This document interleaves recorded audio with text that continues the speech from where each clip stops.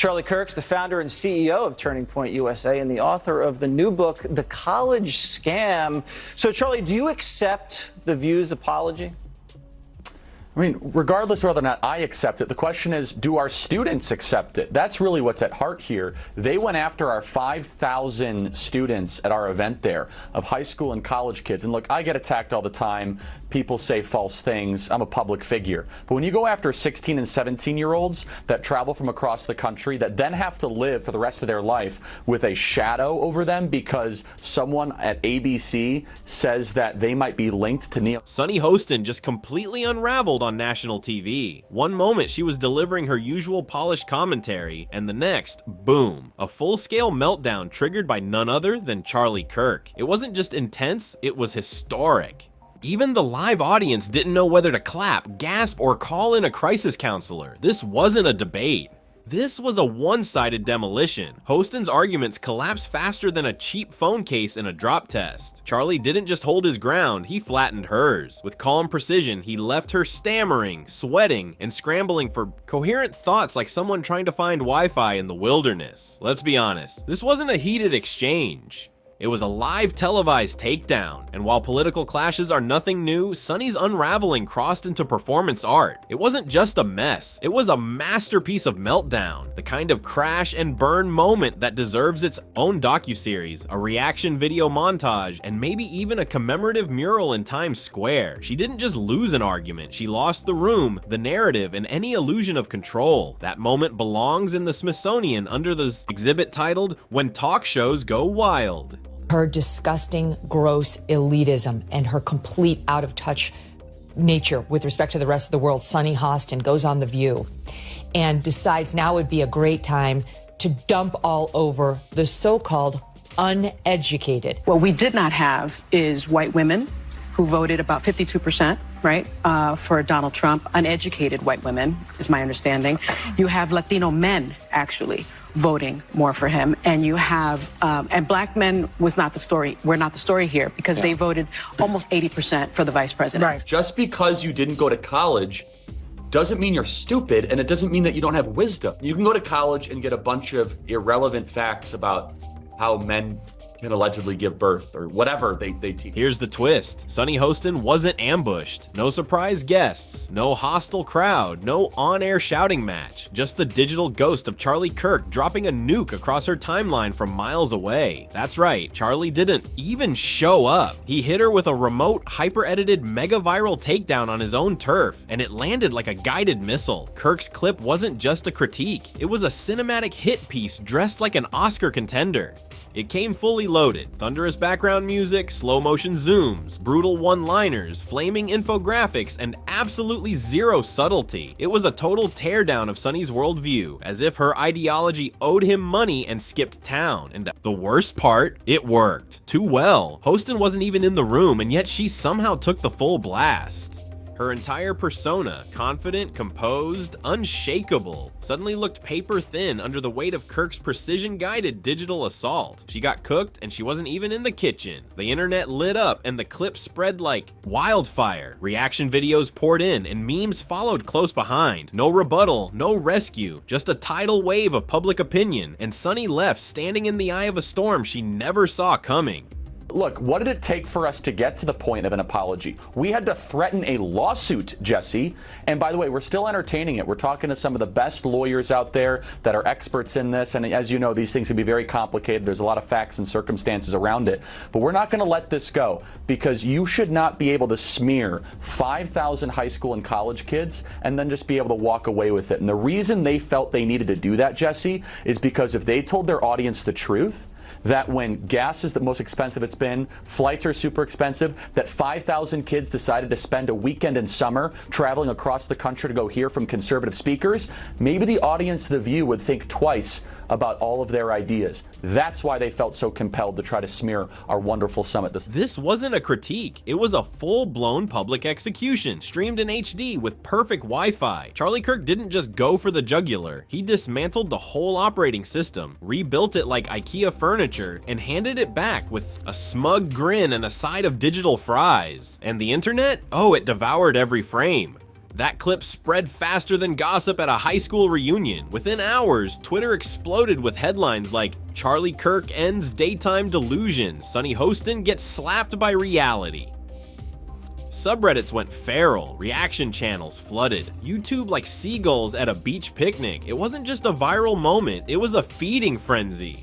The View, once the polished sanctuary of daytime liberal comfort, turned into a panic zone. The energy shifted fast. The set felt less like a talk show and more like a cruise ship caught in a storm. Nothing stable, everything tilted, and right at the center, Sunny Hostin, usually the definition of calm, backed by her law degree and bulletproof TV persona, but this time, she glitched. No shouting, no thrown coffee mugs. This wasn't Real Housewives. It was worse. Silent defeat. Every blink screamed, "What just happened?" Her smile wavered. Her body language lagged, like a buffering YouTube video. That elite composure, gone. You could almost hear her thinking, "Am I being ratioed on live TV?" Meanwhile, Charlie Kirk, probably somewhere sipping a Red Bull behind a ring light, watched it all unfold from a distance. He didn't need to be fair. He didn't need to show up. He came for dominance, and he got it. If public humiliation ever needed a spokesperson, that viral clip would be the face of the campaign. Sunny didn't ask for it, but now she's the meme, the moment, the mascot. White privilege is a racist myth that is rooted in bigotry, trying to classify people based on their skin color. If you are a racist, you have something to apologize for. If you're a white person who is not a racist, you have nothing to apologize for. And anyone who makes you apologize just based on the color of their skin, they're the racist and you're not. Here's the real kicker. Charlie Kirk didn't just target Sunny Hostin's talking points. He went after everything she represents. The polished, media-trained persona, the calm, articulate, camera-ready figure of elite liberal commentary. That image, the one designed to stay composed under pressure, that's what he zeroed in on, and he didn't miss. It was classic Kirk. He doesn't debate, he dismantles. He treats public figures like online usernames, strips away the humanity, slaps on a hashtag, and feeds them into the meme machine. Accuracy? Optional. Nuance? Unnecessary. What matters is being louder, quicker, and 5 memes ahead of the cultural moment. And this time, he nailed it. While Sunny was still sipping almond milk lattes and polishing her brunch-ready commentary, Kirk had already uploaded 6 viral edits, generated 1,000 L gifs from online fanboys, and probably had merch ready to drop. This wasn't about losing a debate. It was about getting steamrolled by the full-speed train of internet chaos. Kirk didn't just challenge her ideas. He cracked her public image and threw the pieces into the algorithm. Sunny didn't just lose the room, she became content. In the age of viral warfare, that's not just defeat, that's total digitized obliteration. Point conference there were in the front of turn out there in front of the conference with anti-Semitic slurs, and I think it's important that every single person that attended that turning point, every Republican speak up against the swastikas, against the flags that were waved. You let them in. President, open your You let them in and you knew what they were. Right. So you are complicit. Picture this. Sunny Hostin thinks she's settling in for a calm midweek segment, a typical round of polished daytime commentary. Meanwhile, Charlie Kirk has already flipped the forecast into a full-blown Category 5 media storm. To be fair, the View team has weathered drama before. They've handled walk-offs, shouting matches, and emotional meltdowns that teetered on group therapy. But this was different. There was no face-to-face confrontation, no build-up, just a sudden, surgical digital ambush, a viral siege with no warning, and the cameras? They caught everything, every twitch, every subtle glance at the teleprompter, like it might have the emergency escape code. Sunny's voice, usually crisp and composed, started to tremble, like a Jenga tower missing too many blocks. She wasn't just thrown off. She was dropped into the middle of a meme-fueled war zone. And Charlie Kirk? He orchestrated it like he authored the internet's playbook. By the time Sunny realized what was happening, it was too late. The wolves were already out. Reaction videos from Kirk's team started swarming YouTube. Her hesitations and blank stares were clipped into endless cringe loops. Conservative blogs were celebrating, calling it a cultural moment of reckoning. Even Gen Z jumped in, turning her bewildered expressions into TikTok dances and viral memes like it was feeding time at the digital zoo. And Kirk? He basked in it, glowing like a smug lighthouse cutting through a fog of media spin. To his audience, it wasn't just a win, it was a symbolic takedown of everything mainstream media tries to sell. A moment of digital dominance, not just over Sunny Hostin, but over the curated, pre-approved world she represents. The final point I'll say is this, is Sunny, you guys thought that abortion was going to be this like quasi-zealot religious issue. I'm pro-life. If people in the audience aren't, that's fine. What I'm saying though, what gives me promise, and I think we can all agree on this, is that there are other issues that should animate and drive our politics other than this very divisive one.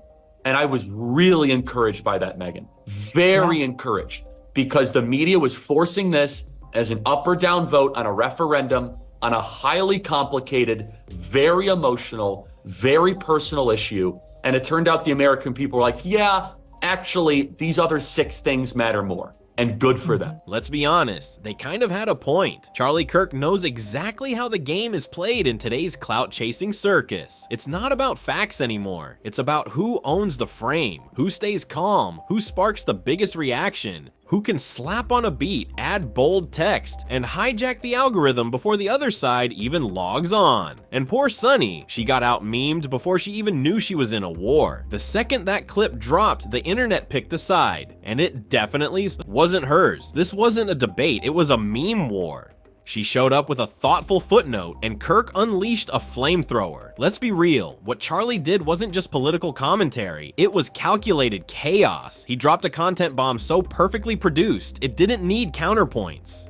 It needed a cleanup crew. It was smug, strategic, ruthless, a piece of viral warfare wrapped in HD clarity, dipped in snark, and launched straight into the cultural bloodstream. And that's where Sunny lost, not in logic, but in optics. Kirk has been training for this moment since the MySpace era. When his clip hit, it sliced clean through the brand Sunny spent years building. Intellectual poise, moral authority, composed delivery. None of it mattered when the internet crowned her the week's digital punching bag. Welcome back. You know, in Monday's conversation about Turning Point USA, I put the young people at the conference in the same category as the protesters outside. And I don't like it when people make assumptions about me, and it's not any better when I make assumptions about other people, which I did. So, my bad. I'm sorry. Okay. So, This wasn't about Sunny Hostin being wrong. It was about how she looked. Shaky, rattled, human. And let's face it, being human on live TV in 2025 is a one-way ticket to trending for all the wrong reasons. Charlie Kirk didn't win because he made a stronger argument. He won because he was loud, ruthless, and wildly entertaining. And the internet? It devours that kind of brutality before breakfast. Daytime TV used to be a safe space. Scripted, softly lit, filled with warm debates and coffee table charm. But those days are over. Now it's a battleground disguised as a morning show. And Sunny, she walked into it like she was about to pour chamomile tea, not get hit with a digital flamethrower. There was no backup, no sharp counterattack, just her face live in 4K, unraveling frame by frame as the internet watched. One viral moment and everything changed. She went from composed to cracked, from seasoned expert to suddenly exposed. Her slip wasn't just a bad day. It turned into a case study in modern media warfare. It played out like a thriller. Surprise strike, slow collapse, and the gut punch realization that the cameras never stop and the internet never forgets. To her credit, Sunny tried. You could see her fighting to keep the mask on, the voice steady, the narrative intact. But once your reputation gets memeified, there's no clean escape, no post-production fix, no edit button, just raw footage. Looped, clipped, ridiculed, and an army of online spectators ready to turn your worst moment into their weekend entertainment. In a world where perception trumps policy, Sunny didn't just lose control of the conversation, she became the content, and that in the era of viral warfare is game over. Look at your achievements. How do you like the so-called uneducated now, Sunny? Yeah, and again, by the way, rarely do you get the answer to a question in the question. And her whole question is exactly why there was a rebellion against them.